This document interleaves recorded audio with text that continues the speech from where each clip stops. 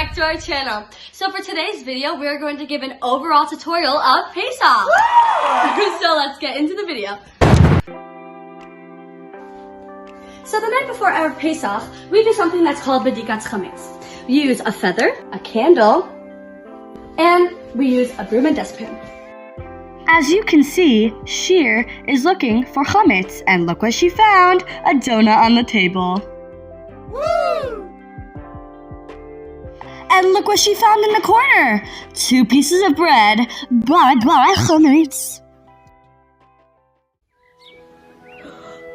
It's the morning of Pesach. It's time to go burn my chametz. Die, chametz, die. And those are some of our preparations for Pesach. Koshering on Erev Pesach. Ideally, all koshering should be completed by the end of the 4th halachic hour. If one forgot to kosher before this time, he may kosher the vessel until candle lighting time on Erev Pesach with the following condition. The vessel did not come into contact with anything hot, whether kosher lePesach or not, within the past 24 hours. In the event the vessel came into contact with something hot within the past 24 hours, or if one requires koshering of a chametz vessel on Pesach, a Rav should be consulted. All firstborn males, whether from the father or mother, must fast on Erev Pesach. A father must fast in place of his firstborn child, who is between the ages of 30 days and bar mitzvah. The custom is to end the fast early by partaking in a siyam. Laundry, dry cleaning, haircuts, and shaving. In general, these 4 activities may not be performed after Chatzos on Erev Pesach or during Chol HaMoed. However, after Chatzos on Erev Pesach, one may ask a non-Jew to perform these tasks.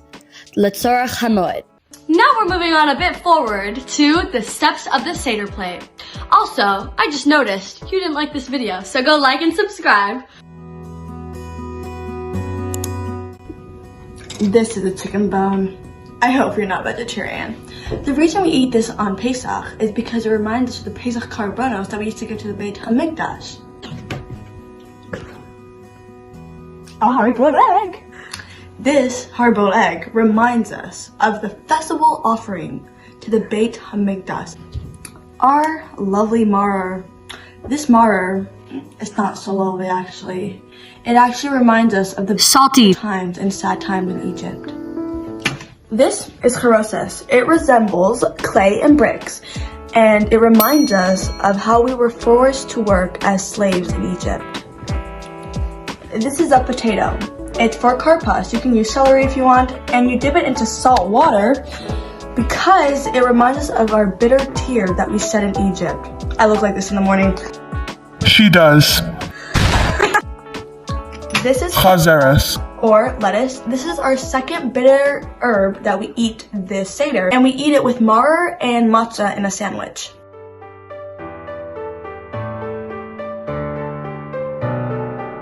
Kadesh is like the opening to the Seder. And to highlight how we are free people, we drink 4 cups of wine throughout the Seder to reflect on the 4 stages of our redemption from Mitzrayim. We recite Kiddush over a cup of wine or grape juice. Tonight, we are like royalty, so we lean to the left in the manner of kings and queens. Or Chatz, in which we wash our hands by pouring water on our right 3 times, then 3 times to our left. But we don't say a bracha. We pour water on our hands because a person is considered to be free of uncleanliness. Karpas. Take a small piece of vegetable, parsley, onion, or potato, and dip it in salt water to remember the many tears the Jews shed when we were slaves in Mitzrayim.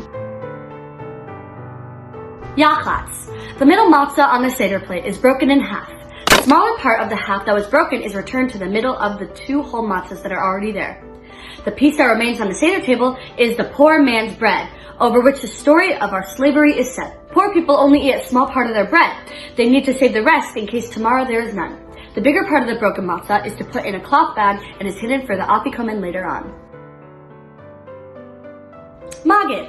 The Seder tray is moved aside and a second cup of wine is poured. A child is supposed to ask, "Why is this night different from all the other nights?" And with that question, we start reading from the Haggadah. Rachza. It's my turn. Rachza. we wash our hands this time with the blessing because we're about to eat matzah.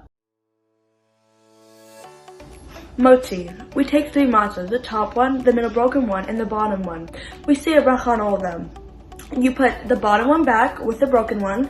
You take the whole top one and you say a bracha on them, al achilat matzah. The reason we have 3 matzah is because we have a broken matzah, over which we tell the exile in Mitzrayim, and the 2 whole matzah that we have left, we can say hamotzi on them. Matzah. We eat matzah while we recline to the left because we are free people, like we did with the wine and Kaddish. The reason we eat matzah on Pesach instead of bread is because the dough did not have enough time to rise when we were leaving Mitzrayim because we were in such a rush. Maror. Take bitter herbs, dip them in charoses, and make a blessing of al achilat maror. Eat without reclining. We eat maror because to recall the bitterness that we experienced in Mitzrayim. Karech. Break off 2 pieces from the bottom matzah, fill it with maror and lettuce, and make a bracha, and eat it in a sandwich while leaning to the left. We eat it in a sandwich because in Yerushalayim, the Jews had to eat 3 key items on Pesach: the lamb offering, the matzah, and the maror. The great sage of Hillel popularized the practice of eating all 3 items together in one sandwich because the commandment of the Torah literally states you should eat it, the paschal lamb, upon matzah and maror. Today we don't have a lamb because we don't have a Beit HaMikdash anymore, so we can't have a karbonos. So instead we eat matzah wrapped together with maror. Also, our great Hillel said karach literally means wrapping. Shulchan Aruch. Pesach dinner is now served. Some people start off their meal with a hard-boiled egg because it symbolizes mourning. We mourn that we no longer have the Beit HaMikdash in Yerushalayim and can no longer bring the lamb as a sacrifice. Tzafun. After we finish our dinner, tzafun means hidden because the afikomen is hidden. We take out the afikomen and we all eat some of it. And we should eat it reclining and before midnight. After the afikomen, we should not eat or drink, only the 2 remaining cups of wine. The afikomen symbolizes the lamb, which our ancestors ate at the end of their Pesach Seders. Borech. A 3rd cup of wine is filled, and after finishing the afikomen, we recite Birkat Hamazon. After Birkat Hamazon, we recite the blessing over the 3rd cup of wine while reclining. We pour an additional cup of wine for Eliyahu Hanavi, and for ourselves to we open the door and recite the passage inviting Eliyahu Hanavi, the sign of coming of Mashiach. Hallel. In Hallel, we sing praises to thank God for bringing us out of Egypt and choosing us as His people. After saying Hallel, we again recite the blessing over wine and drink the 4th cup while reclining. At the end of the Seder, we sing extra songs of praise to Hashem, to call attention to Hashem, who is supreme over all of His creations. Finally, we reveal our hopes, and then we say a prayer of Lashana Haba b'Yerushalayim, next year in Yerushalayim. Yaakov and his brother came down to Egypt to be close to Yosef because he was second in command to Paro. When they went down there, Bnei Yisrael grew. Yosef passed, and a new king arose over the Jewish people who did not know Yosef. And he was scared that Bnei Yisrael was stronger than them, so he came up with a plan to make them lesser than them. His plan was to have the Jews enslaved under the Egyptians, so the Jewish people had to work for the Egyptians and do whatever they wanted them to do. But the Jews kept on growing. So Pharaoh decided that all Jewish baby boys that were born were to be thrown in the Nile. Yocheved gave birth to her son Moshe. She hid him for 3 months because he was born early.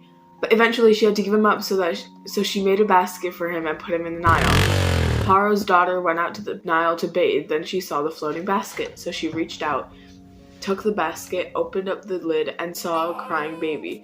She knew it was Jewish, but she had compassion for the child. She named the child Moshe because she drew him out of the water. The whole time, Miriam was hiding behind a bush to see what would happen to her baby brother. She went out of her hiding place and approached the princess and told her she will bring her a Jewish nurse, which was Yocheved, Moshe's mother.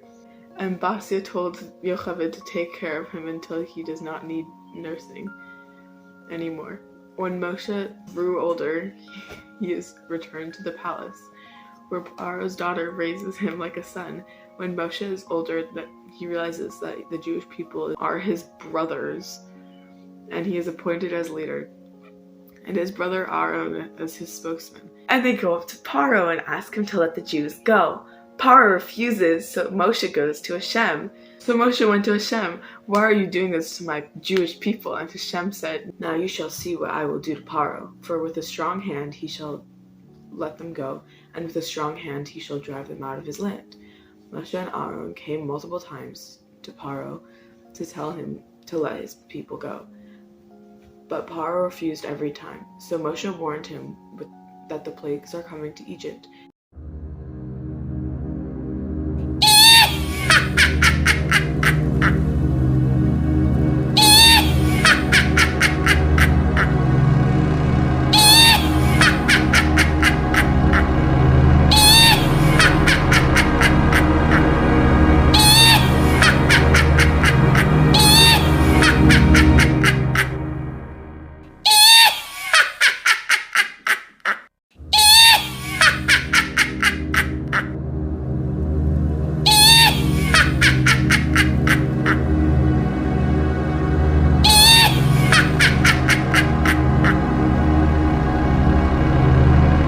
After the firstborn dies, Paro finally let the people go.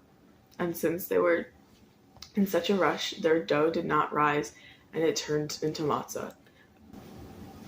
Soon after allowing the people of Israel to go from Egypt, Paro chases after them to force their return. And Bnei Israel finds themselves trapped between Paro's armies and the Red Sea. Hashem tells Moshe to raise his stick over the water. The sea splits to allow them to pass through, and then closes over the pursuing Egyptians. Moshe and the children of Israel sing a song of praise and gratitude to Hashem. Deeper meaning of eating matzah on Pesach. The significance of matzah may be understood by comparing it to chametz. Chametz, which becomes bloated as it rises, symbolizes self-inflated egotism and pride. Matzah, which remains flat and unpretentious, reflects selfless humility. This concept is also reflected in the Torah's description of matzah as poor man's bread. A poor man is humble and free of arrogance. Eating poor man's bread reduces our selfish tendencies. This finds expression in the halacha. There is no question of chametz in matzah ashira, rich matzah made of flour and liquids other than water, example, egg matzah. Nevertheless, it cannot be used to fulfill the mitzvah of eating matzah. Since it is not a poor man's bread, it fails to convey the same spiritual message as simple matzah. Questions I have on Mani Shana. The main idea of Mani Shana is we don't know why this night is different from many other nights. One of the main questions I have is to why we don't do these things like reclining, eating matzah, dipping twice at the Seder in the first place. The answer is that we were slaves to Paro.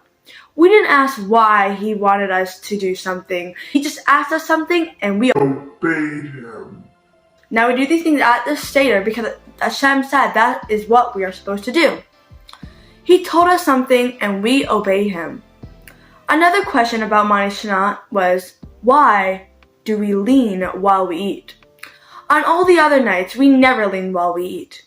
The answer is because we recline to teach the child to ask questions. So if the reason to recline is only because we must eat like royalties, today we would not recline. But since we must make changes to teach the child, therefore we must continue to recline to make sure that he continues asking questions about why we are reclining.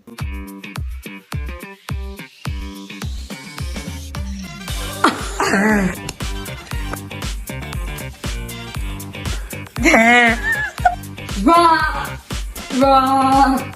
Harder! turn, yell. Faster! No, just like talk and yell now. And then point to your crown. I'm Paro. I am Paro.